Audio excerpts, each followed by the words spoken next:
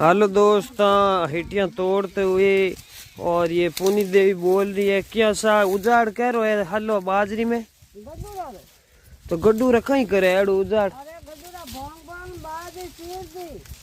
ये कैसा गड्डूरा बहुत उजाड़ करे है आवे जग बाजरी भोंगे देखो अट बहुत ही भोंगी रात आवे और लूटे पूरी बाजरी भोंग दे पूरी तरह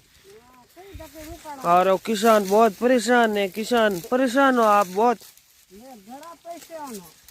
तो जन यहाँ जानवर कई करा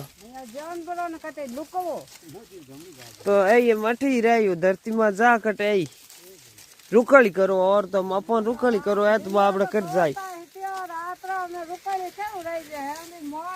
नहीं सा रुकड़ी तो करनी पड़ी बागी ए जानवर हम कट जाए आई रही तो अठी धरती माते बेरे में की नेक दो यूं रही तो अठी सा रुकाली करो आज।